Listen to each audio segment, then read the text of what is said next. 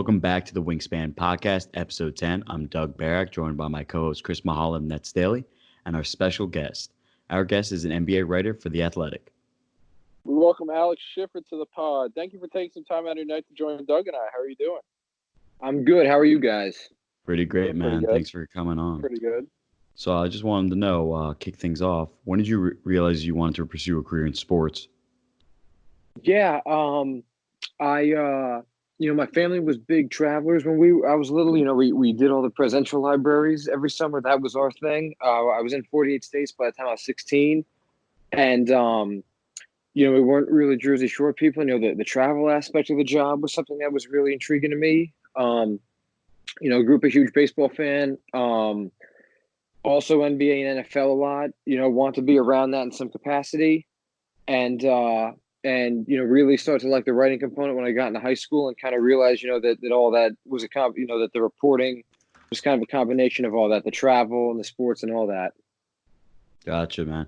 So, what did you play any sports growing up, or were you more of interested in other things at the time? Big into soccer. Played some basketball before high school. Not really much after that. All right, and you mentioned some of your other leagues that you were interested in besides the NBA. So what were the teams that you were most interested in as a kid, and if still follow now? Yeah, the New York Mets for sure. Tough day. Yes, sir. Tough day with that.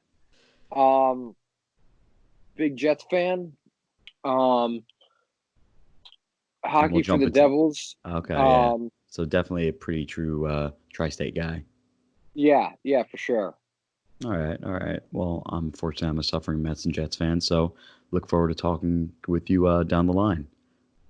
That's not bad. And then Alex, and then can you talk a little about you talked a little about it earlier, but can you talk a little about your journey and where you got to where you are today, kind of your first sports media position or your internship, or kind of when you broke ground in this field to where you are today at The Athletic? Yeah, so I started writing for my paper in high school, and then my junior year, we had this freshman show up named Karl-Anthony Towns, and Who's that guy? Yeah, he's a nobody. But the attention that came with him, and all the coaches that were coming through the school, I kind of started to do a lot of stories around him and my high school team, just because. And that's when I started getting Twitter and tweeting about what coaches were coming through the gym, and realizing there was an appetite for that stuff, and so that kind of propelled me into, source building and kind of following national stuff like that, and then looking for the bigger angles. And then I went to the University of Missouri, which known for its journalism program. That's why I went all the way out there for college. Enjoyed it. Had a ball there for 4 years. While I was there, I worked at the local paper, the Columbia Tribune, and then I interned back close to here at the Star Ledger. Followed by the LA Times and the Washington Post. While I was in college, and I was the high school sports reporter for the local paper, another name kind of passed through there named Michael Porter Jr. And, kind of having all the recruiting connections because of dealing with Karl and everything, that kind of gave me a heads up and a leg up. And, when I was getting ready to finish the Washington Post, the Kansas City Star had an opening to cover Missouri. My Porter connections and everything were big in getting me that. I did that for almost exactly 2 years to the date I was hired, and then The Athletic came calling for the Nets. That's awesome. That's good. That's nice. And then can you just talk a little bit about kind of how important connections are in your eyes, and the value of role models, and who are some of your role models in this field that you kind of look up to or monitored their writing, and some of your mentors, if you have a mentor or two? Yeah, tough question to answer, because I think it kind of take a little bit from everybody. Source building's gigantic. Who it is gigantic in terms of who can get your resume in front of the person making a hire for a job, or what they think of your work, and who can, if they don't know the person you need, can put you in touch with the person you need for stuff. So, that's all.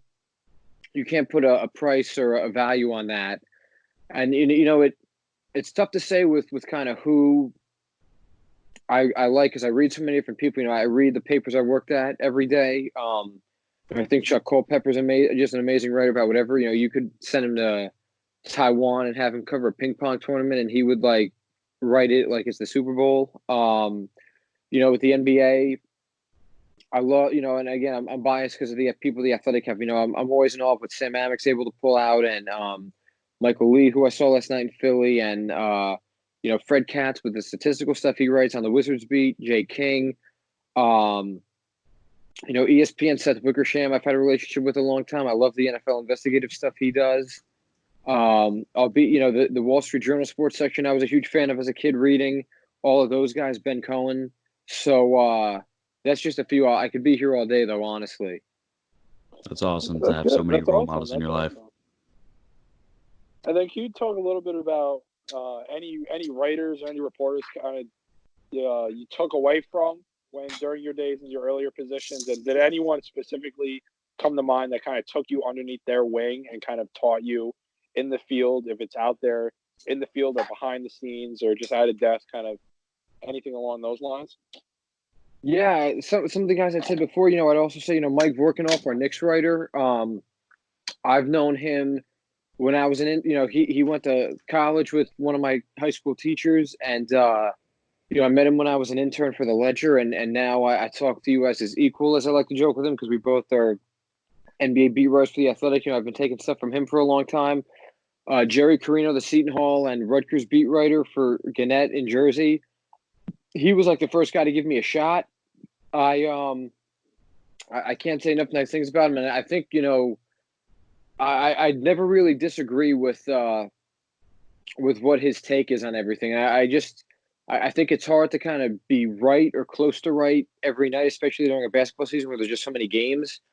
And I look at that and just his ability to do that as something I'd love to try to get to a point with. Even Gabe DeArmond, who hired me out in Missouri, he runs the rival site out there. His takeaways from a game are just the big picture stuff. He's really good at walking the line of like calling for a guy's job versus, he deserves more time and here's why.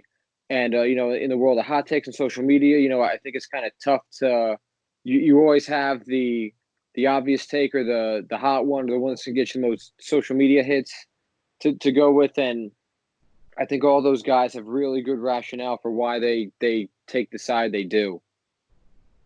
Understandable. That's good. That's interesting. Yeah. And then I would say, what are the biggest lessons and tips that you have learned in your journey so far as a sports journalist?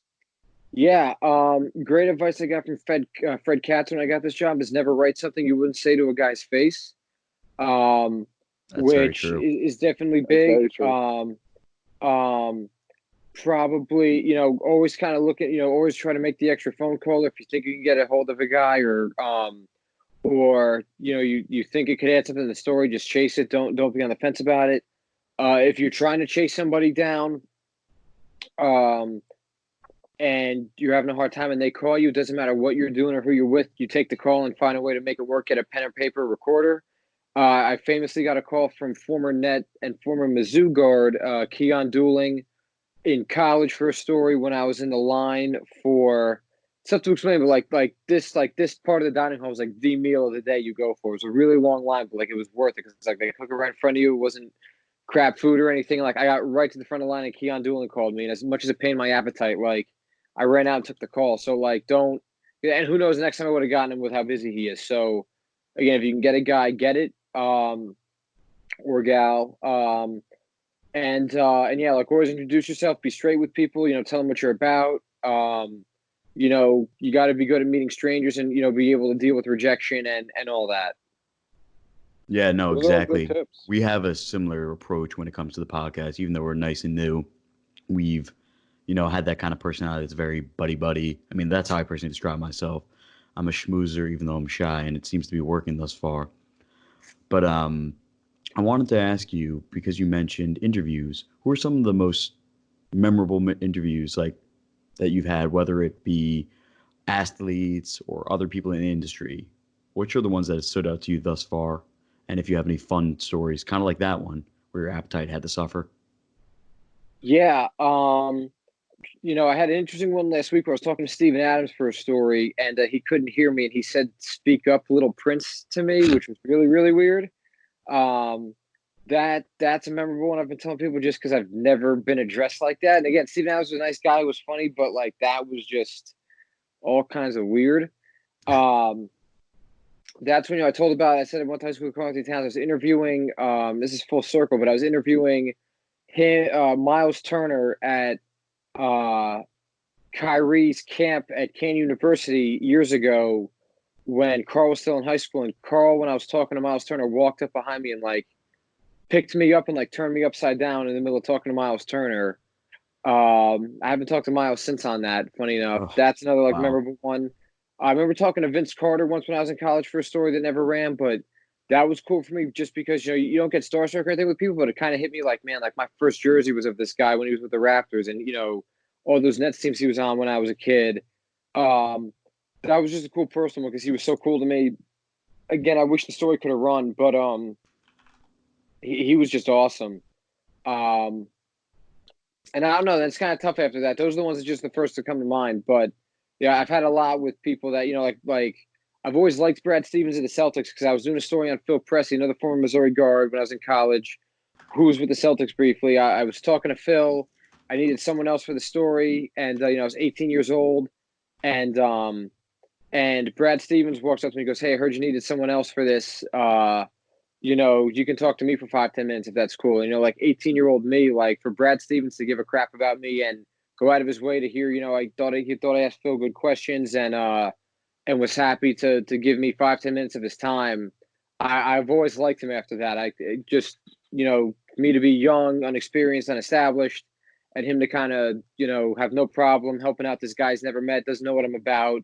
And, make my story that much better. I've always liked him for that. So, you root for people that have kind of looked out for you or had your back or just made your life easier. And I've always liked Brad Stevens just because of how he treated me that day. Yeah. Have you ever talked to him about it since then? Like looking back and like, I really just appreciate all those things you kind of did, like kind of that kind of interaction. Like you've plateaued me to where I am today in a sense, even though it has been that many years since that time. Not really. If I were to have another one-on-one interaction with him, I'd bring up to him that this is when I talked to you and when, and see if it's, jostles his memory. But, most of that stuff since has been press conference settings, time and place. I'd look like an idiot if I did that in public now. It's not supposed to be about you at the end of the day. So if I got the chance for some of those guys, I probably would. But as it kind of comes down to the circumstances in which I see them again. Oh, definitely. I mean, we've had a previous guest, Alex Kennedy, who had very similar interactions when he was a very young kid, and some Magic players kind of took him under their wing in a sense of giving him that opportunity. So it's awesome to see that stuff like that still goes on today. And you also mentioned two very interesting interactions. One was being flipped over. So can you talk with your mindset of what that was like? And since then, have you had, well, I wouldn't say Cat's going to flip you over again, but have you touched base with him like that, similar to how Brad Stevens had that interaction? Have you reconnected in Cat, and do you remember that kind of thing? Well, I mean, like I saw Cat when the Nets were in Minnesota. He came over and talked to me for half an hour, so, my high school, it's a small enough school. We all kind of knew each other. Karl and I have been able to kind of follow each other's careers from afar. Have I brought up the Miles Turner situation? No. Karl probably get a laugh out of that, but no, otherwise not really. Okay, well, if you ever do, let us know because I'd love to hear that reaction. And then most importantly, you mentioned Vince Carter. So clearly he's big in the news now. He's played over quite a few decades, and he's on the verge of retirement. So can you talk about what Vince Carter means to the league right now and what he's meant throughout his entire time? Yeah, I think he's kind of a throwback right now just because, most guys his age probably would have retired, started, enjoying their life and not deal with, the reduced minutes like he is and his point and, the low scoring totals. So, I think it's just impressive that he's been around this long. I mean, for him to play in 4 different decades is crazy. For him to play the amount of seasons he has is crazy. And And I just kind of wonder when he retires, are we going to ever see another person like that? They're around this long with having achieved his level of fame and success in the league, and are willing to kind of deal with that reduced of a role as the way he is, with that kind of a salary after what they used to be making. That's just kind of how he's going to stick with me going forward, is that, you look at how much time he spent in the league and how his role kind of, after Orlando, his scoring really cut down and everything. Just so how are we going to see another guy like this with the way the NBA is going and with the way youth basketball is going? Is he kind of the last of a dying breed? No, I definitely understand that. It is quite amazing. I wish the one last dunk thing really picked up. I was hoping when I was in the stands the other night at Barclays, everyone was cheering for him, hitting the threes, VC3. It was just so amazing. And then getting down to the court and being able to record his interaction with the whammies, just very heartfelt. So seeing that he has that type of connection and love with the Nets, he's also done more than just had that fan connection. Do you think the Nets will retire number 15? It's an interesting conversation. They don't have many retired numbers, obviously. And, I always thought Jason Kidd was a no-brainer because he did get them to the 2 finals. They didn't win, but getting there and just getting the 2 straight finals obviously is hard enough. I see a case for it. I see a case not for it. Just, those playoff teams never really got to that much of a run. And, again, he was there 5 years, which is a decent amount, but not, it's not like he was there like 10 or if he was there if he had Jason Kidd's resume where he was there, X amount of years, but the 2 finals appearances and, the way he led the league in the categories he did, I think he'd have more of a case. I think, it's a conversation right now because he's kind of on the border with his resume, just in that how long he was there and what he did for the organization. But he did keep them relevant at least after those finals runs. So, I wouldn't have a problem if they did it. I wouldn't have the problem if they didn't do it, just because, again, I think you really have to, if you're going to retire somebody's number and make them immortal like that in the organization, I think that, you have to check certain boxes. And I think he checks a good amount, but maybe not all. And I think he's third all time in net scoring, as the highest points per game average in the NBA era for the Nets. So, he clearly is one of the best scorers they've ever had in organizational history. They just never really got on much of a postseason run. Even if they got to the conference finals, I would argue that that he's worth more of a consideration. But memory recalls, I don't think they ever got that far with him. No, yeah, it's definitely interesting. And then the other question around that is looking at the Jersey days and even the Long Island days, how Brooklyn has kind of overlooked their past. Although there's been times where it's come back in ways, shape, and form, like whether it be they had some theme nights over the past years and some alum come through. Do you think going forward with new ownership, and do you think they'll bring back more of those previous themes, like kind of honor the times that brought them to where they are now? That it's an interesting question, because I honestly thought the 2 things that have kind of come to mind with me with all the Vince Carter talk is that the Nets didn't really do like a tribute video for him or anything when he was back for that Atlanta game. And I thought that, given the conversations that have been about should they retire his number, they would have done something, given what I said of him being one of the more prominent players since, the 21st century, to pass through and wear the uniform. And I'm not knocking the Nets. I'm sure they had a reason or didn't have a reason, but it just surprised me that there wasn't really anything done for me. There's been all these Dirk Nowitzki send-offs last year and everything. I can't really think of too many that have been done for Vince in that way. And again, it just surprises me that's kind of how it's gone. Yeah, I think fans were telling me, and I need to double check that they're actually, no, I'm looking right now. There was a video last year, but I felt it was too premature. So I wish they brought it back, even though, they did it once. You could do it again because now it's more relevant. So I felt they at least should have done it again because this time it was the right year.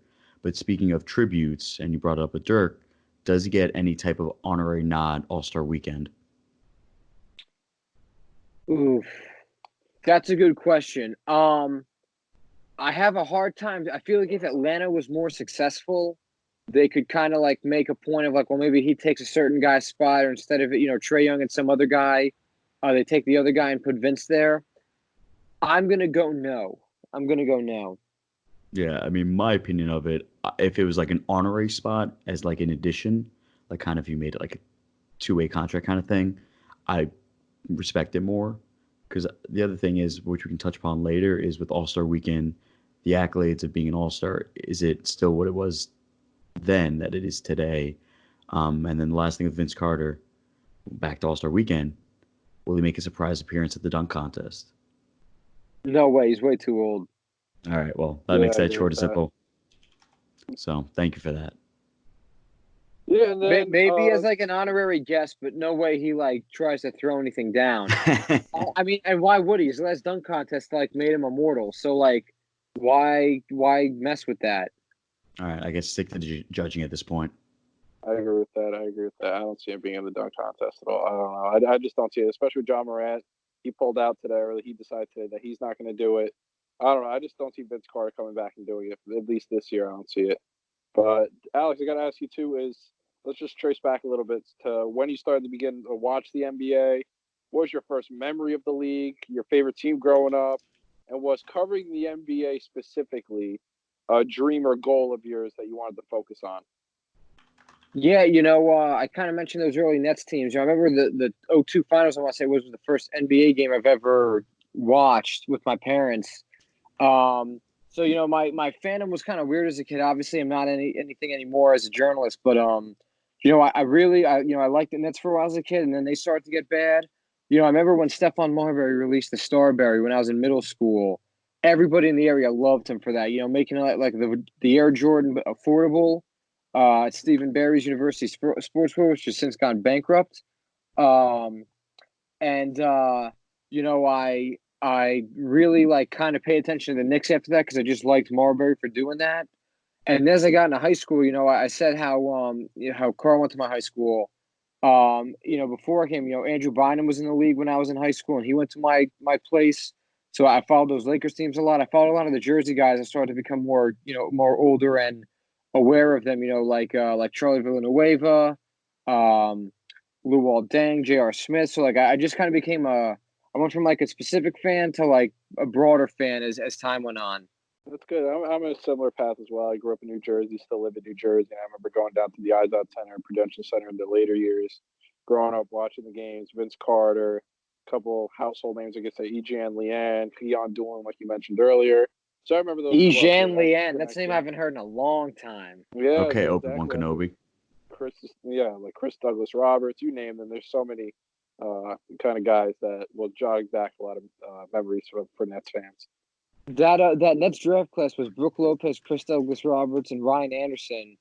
That's got to be one of the most underrated draft classes. I mean, Chris Douglas Roberts was in the league a while, but then Ryan Anderson and Brook Lopez, the run they've gotten. I mean, to have 3 picks and have those guys do as well as they did, I've always thought that was like an underrated draft class when you think about just what the runs they all had.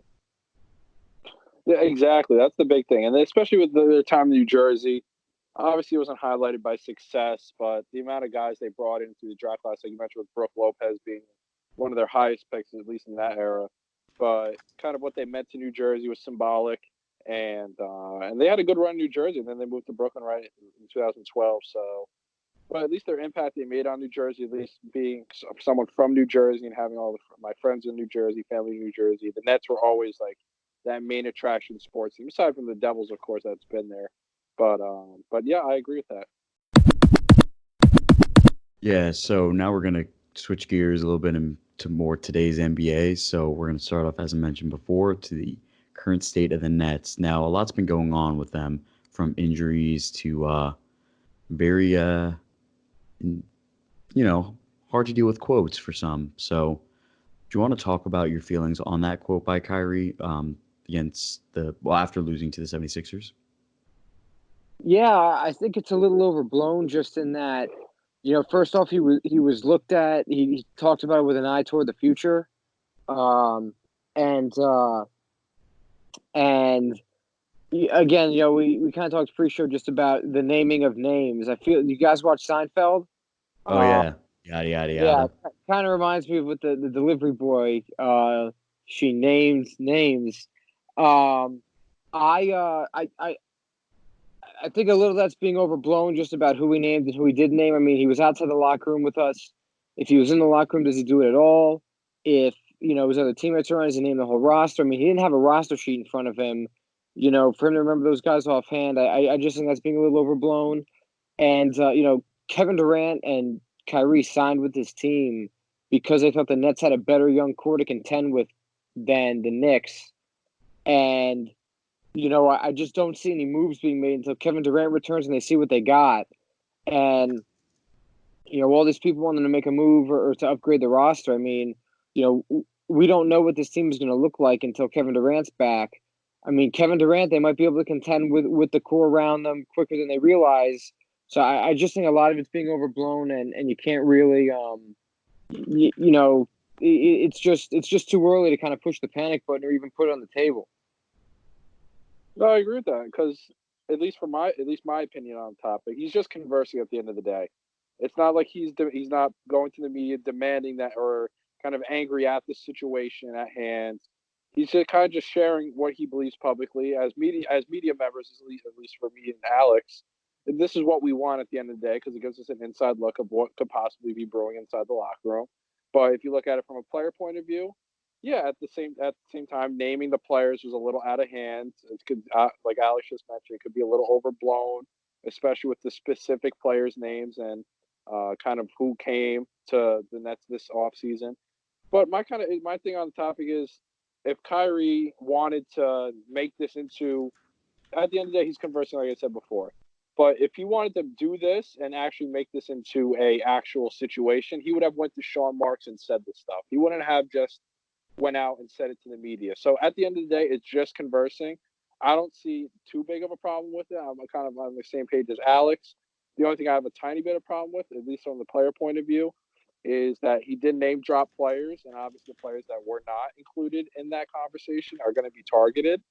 And that's kind of just my opinion on it. I don't feel like it's too big of a deal. The only thing that I could kind of stir up is leadership. That whole theme around Kyrie Irving, that's going to be brought up again. Whether that's the right way a leader should be talking about teammates or a situation on a team to the media, that's going to be stirred up again. But to kind of just sum it up in one big picture, he's just conversing at the end of the day. It's not a demand. He's not angry at the situation at hand. It's just mostly an understanding of what he's sharing publicly. Yeah, no, as we mentioned off pod, I definitely agree with both sentiments. I felt the part of the problem was with the quote that came out initially that blew up. We were missing some parts that he was talking more further down the line. But also we have to look big picture. It was just 2 years ago where we were just a rebuilding team. We didn't know if we were 1 year away, 2 years away, 3 years away from even making the playoffs. Now all of a sudden we leap, surprisingly, just barely making it. We had the emergence of D'Angelo Russell, Spencer Dinwiddie with his Sixth Man of the Year campaign, Joey Bucket's three-point shooting. A lot happened last year that some may have not even expected. I mean, a lot of people with their predictions were quite off. So it was quite interesting to see that. But like I said, he was looking towards the summer. So, yeah, definitely don't like that he named names. Probably best to not say these things publicly, or at least, players only meeting, talk to locker room, talk to Sean Marks, whoever. But it really doesn't help in the day of social media to do these things. Yes, it's amazing for the media, don't get me wrong. But it stirs up toxicity unnecessarily so. And like I mentioned, I was alluding to, because they made it so fast, now all of a sudden you have these two big names, Kyrie Irving, Kevin Durant. You have to contend. And some of these guys may or may not be ready for it. We'll have to find out whether it's towards the end of this season, throughout the summer, who's still here then. And the biggest thing is, Kevin Durant, was he one of those two pieces Kyrie mentioned? We don't know. But anyways, it's going to be interesting for the Nets. So where do you think they land thus far? And then we'll cross the borough. Where do they land in terms of the end of the regular season? Yes, yeah. We won't jump next year. We'll keep it relevant for now. Yeah, I think this team has enough on paper to still be where it's at now of just a 7 or 8 seed in the East. Again, it amazes me kind of the arms that this is drawn up just in the last 24 hours because, I don't know what if the Nets were to make a trade of sorts this year. I don't know what it does for the roster this year. I mean, they're not winning the East. They're not making the conference finals. So, it was never about this year, as we've kind of all touched on. And that was even, the question that started this whole thing was from last night. What are the goals for the rest of the year and what are you trying to accomplish this year, given you don't have Kevin? And that's kind of where we got to all this. But I think they're still good enough to make the playoffs in the 7 or 8 range. You look at the way the East is right now. I mean, the 6 and the 7 seed are separated by like 3-4 games. And as for the 8 and the 9, the same thing. So, again, there's going to be winning streaks. And, you probably expect Indiana to get hot towards the end of the year when Oladipo's back at the end of the month. But I kind of see it kind of staying roughly the same as the word is now, and the Nets should be able to win enough games. They have a stretch coming in early February. I know the Warriors are in there and a few other teams to where they should be able to rattle a few off win-wise and kind of get out of this rut. So I see them as a team that makes the playoffs and probably goes out in the first round, barring, again, if Kevin Durant were to return, which I don't know if he does, but if he would, they'd be the team no one wants to draw in the playoffs. And then kind of see where they can go from there. But right now, I think that it's fair to predict them as a 7 or 8 seed as to just like they are right now if the season ended. I agree with that. And then, Alex, do you see any trade deadline activity happening with this Nets team coming up pretty soon? It's funny. I'm going to write a trade deadline preview in a second when I'm off the podcast with you guys. We'll have to reference it in 2 weeks. Yeah. Honestly, I don't even after last night's comments. I mean, I think that the Nets want to see what they have with this current group with Kevin Durant out there before making any moves. If they could get a first round pick for Joe Harris, do you take it? Well, I think they want to re-sign Joe Harris based on what I'm told. So I don't know what edge they'd get by getting rid of him unless they really shower him with flowers and everything on the way out. Like, look, like this was a business move. We want you back in the summer. But if someone were to call Sean Marks to make a Godfather-esque offer for Dinwiddie, maybe he's pressed to make a decision. But I just really can't see any of that. And again, we've talked about upgrading the roster. Well, who's going to be out there? I feel pretty confident saying that Karl-Anthony Towns is not going to be out there, even though there were the rumors a couple weeks ago. And you look at, Bradley Beal, like we talked about. Kevin Love, I think, could be an option, but I don't see, he plays the 4. And I don't think rebounding is a problem with the Nets right now between Allen and Jordan and Taurean Prince even. And I just don't know what he would add that they don't already have. So I can't really think of another name right now that you look at and say they need to go all in and trade for him. Again, if you guys have ideas, I'm all ears. But some people talk about Rocco. So that was the name that Nets fans have been obsessed over. And more recently, some have mentioned even Drew Holiday, which names like that and money, you would have to look at guys like Karras, Joe, even Prince, like for, some names. And I know I'm listing even though I shouldn't, but that's what some Nets fans have been discussing past week. So some people have mentioned to me about Aaron Gordon. I never got that idea. Drew Holiday's an interesting one, but don't they have enough point guards between Spencer and Kyrie right now, and even Karras is your backup? I think he's built for a different type of team. Like I think if Drew Holiday went to Denver, they could be really, really scary. But I think Drew was more of a complimentary shooting guard, or switching between, and then Spencer would be off the bench, and that would mean Karras would be a centerpiece, especially with the Trajan Langston connection, having a guy that he knows and scouted with Sean Marks. So I think that was kind of around it. Interesting. So, I think that was the logic. Yeah. And then, Alex, can you talk a little about the other team in the New York Knicks? Where do you expect them to go, and kind of from here at least, and what kind of activity do you think they're going to do at the trade deadline? Kind of what in your eyes is a successful season for the Knicks? Oof. I think it all comes down to the young players. I think if RJ Barrett can really heat up towards the end of the year and look like he could be make a big leap year 2, same with the guys like Mitchell Robinson and some of the younger guys they have.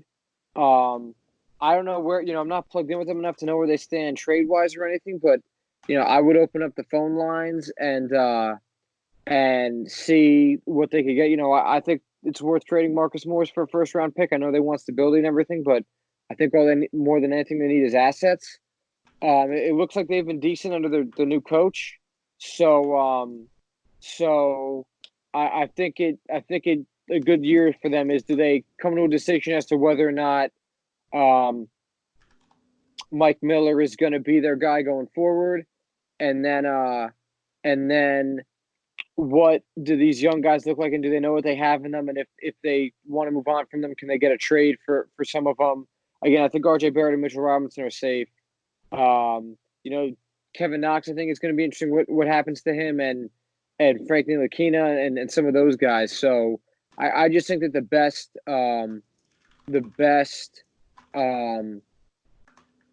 thing for them is to see what they have in these young players and then their coach towards in the second half of the year. That's interesting. Do you think that Mike Miller is the guy to kind of proceed with going into next season? Do you look at the market of coaches in the offseason? Kind of what are your feelings on that? Yeah, it's a tough question to answer right now because you don't know what jobs are going to open up and what aren't. Who's going to be the hot name on the market, depending upon does if the Bucks make it to the playoffs or make it to the finals or win the whole thing, is someone on Bud's staff a priority to get hired? Same thing with someone off the Lakers. If Frank Vogel has a good run with them, the Clippers. Does Ty Lue get another job now that he's back on the bench for them? So it's tough to gauge because you don't know what's going to be open and what the biggest competition is going to be for that spot. Is there a college coach that becomes an attractive? Jay Wright's been in the mix for some stuff, but he's turned it down. I'm trying to think of guys that could kind of come up as names for that stuff, but I just I don't know. I just think it's kind of early to gauge that market, but I think right now you could say he's making a case to really consider keeping him full time. Oh yeah, I agree with that. Obviously, it's too early to kind of determine it. And with Mike Miller, obviously, he came in as an interim, taking over for Fizdale.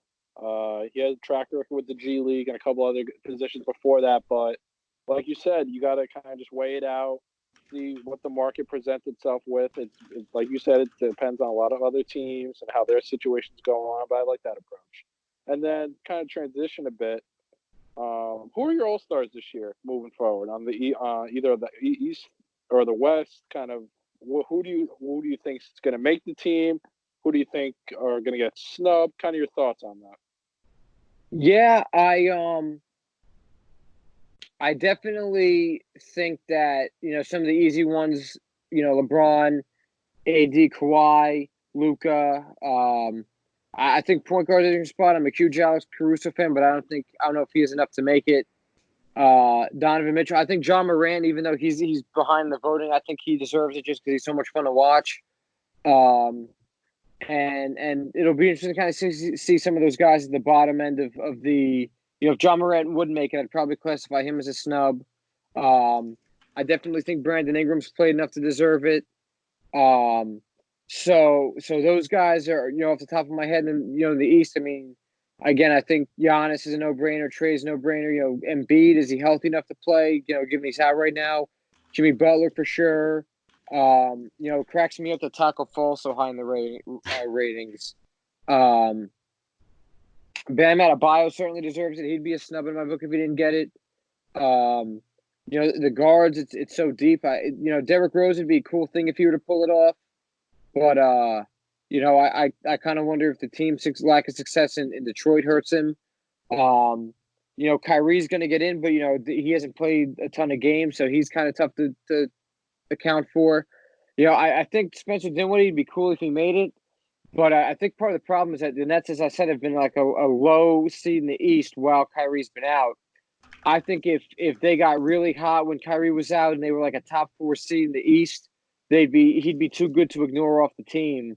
But I think given the latest slide, that 7-game stretch and everything, I definitely think that he'll be a snub. Again, it'd be cool if he made it, just given the backstory about him having to come through the G League and everything. But I just think there hasn't been enough team success. And even I said this to someone earlier today, if he were to do what he did with Durant on the court, I think that he would get it because there would have been enough eyeballs still in the Nets for him to get it and get the attention. But because he was the one that running the show when Kyrie went down, it's been tough for him to kind of get his due. Yeah, no, definitely. It's a really tough situation when it comes to All-Star. So you brought up something that transitions perfectly to what makes an All-Star? What are your, kind of criteria that gives that player that accolade, and has the meaning of being an All-Star changed a bit since, let's say a decade ago? Yeah, it's a good question. I've never really been big into the voting stuff for all that, so it's tough for me to answer. But I definitely consider, first off, different names. I mean, LeBron's always going to be an all-star, guys like that, Giannis. But like, who's a guy that maybe wasn't in the conversation last year, but would be that has played it in himself this year? Kind of like a feel-good story, like Spencer. Definitely team success and maybe based on expectations. I think it's an easy one to put, Luka Doncic in, just because I think everyone expects him to be good, but not maybe this good. Same thing with like Bam Adebayo, that wasn't really a guy that was getting a lot talked about prior to coming into the season. So I sometimes think about that, of just performance versus expectations and performance versus team expectations. Again, I think the numbers, obviously have to be able to score, but like, he hasn't done enough for it. But like Lonzo Ball, I just love watching him pass the basketball. He'd be a fun guy to put in a game like that, given all the other guys that he'd be playing around, and kind of see what that would look like. But so sometimes just what the style they bring is compared to other people. That's why I'm a big John Morant fan. So that's really what those are just some of the things off the top of the head that I consider. Okay. And before we finalize things with who is winning it all and who's coming out of each conference to do so, what accolades are being won at the end of the season? Coach of the Year, Rookie of the Year, Defensive Player, from there. I think for Coach of the Year right now, you got to go with Frank Vogel, just because, the Lakers are doing really, really well compared to, again, I think we all expected them to be contenders, especially after the way it ended last year. But their chemistry is unbelievable, and they're really fun to watch. So I think Frank Vogel's an easy choice just because of that. In the East, it's I think Eric Spoelstra's making a case just of what Miami's doing right now. Again, Budenholzer in Milwaukee's kind of a no-brainer. I mean, Nick Nurse, given how Toronto's been able to stay relevant after losing Kawhi, I think shouldn't be lost. Trying to think back out in the West, just because some of the, again, Mike D'Antoni's kind of expected for the Rockets to be where they are. Mike Malone is another one where maybe he could be a candidate, but they're kind of where you expect them to be. So it's tough to say, just because I think Frank Vogel makes the most sense given all that. But if a team were, even you look at Indiana, if they were to really get hot with Oladipo, if they're playing so well without him, that's another one I think you wonder, could that be a situation where, the team success kind of leads to the votes there? Definitely. And what do you think about most improved player? Because I think more than other years, at least recently, there's a lot of guys. I don't think it's going to be as close as it was last year, although it was interesting that the Clippers had two different guys who could have won. But I'm sorry if that's for six men. Whoops. Slip right there. But yeah, for six men and most improved player at the moment. And then, of course, Rookie of the Year, even though with Zion out, that's really changed everyone's perception thus far. Yeah, 6 men is tough, because I'm trying to think, even because there's been so many injuries, some of those guys that would be 6 men have also been thrown in the starting lineup at times. Like even where would you consider Spencer, just given that that he was the sixth man, but then kind of got thrown in the starting lineup? I mean, again, like Lou Williams has won it before. He's just such a good player off the bench. I'm trying to think of who I'd put for that, because as you said, there are a lot of candidates for most improved, and like Bam, for example, since he's already I think in that All-Star conversation. He's someone I was thinking about a bit. I was even thinking I'd say Brandon Ingram too. Brandon Ingram definitely. Yeah, he's someone else that comes to mind, especially, he wasn't living up to expectations, and now, the way he's shooting the three is crazy. Sabonis' rebounding numbers are ridiculous. He's averaging 13, 14 a game, I want to say. He's taken a leap, it looks like, this year. He's been the straw that stirs the drink for them, with Oladipo out. So he's someone that's been on my radar. Those are the first ones that come to mind for sure. And then, rookie of the year is tough. I think if Michael Porter Jr. were playing more, with the way he's so easily able to score, I kind of wonder if they were to start him or move him in a more regular minutes, if he could challenge for it. As you kind of said, Zion's out. I think right now it's John Morant's to lose. Yeah, no, I think that's definitely fair. And then exactly the year, it might be leaning towards the Lakers at this point, based on how their chemistry has exceeded possibly expectations. Because, maybe we'll talk about this in the next question, but I originally was leaning towards either the Clippers, definitely Clippers, or even the Bucks, because of how quickly they've taken the next level from where they were just a season ago. Even if for the Bucks, it didn't look that much of a jump. For who wins the whole thing, we're talking now, right? Yeah, since executive of the year, it's. I feel it's too early to really look at that one thus far. Oh yeah, especially pre-trade deadline. Yeah, I'd say right now the four teams I'm keeping an eye on the most are probably Lakers and Clippers, obviously in the West, with the Nuggets lurking, and then probably Celtics and the Bucks in the East. But I think that a dark horse is definitely Indy. If they can get hot and pick off and draw the right matchup, I think that they could be sneaky good. And maybe it wouldn't stun me to see them in the conference finals, just depending upon how the whole thing gets drawn up with matchups and what Victor Oladipo looks like when he gets back. But yeah, to me, it's one of those four teams right now. Philly, another maybe dark horse, but after watching last night, they definitely have pieces. They need more shooting. Yeah, I'd like to see. I didn't get to see them with Embiid like I did the last time. I'd like to see them when he's back again and kind of see what that all looks like.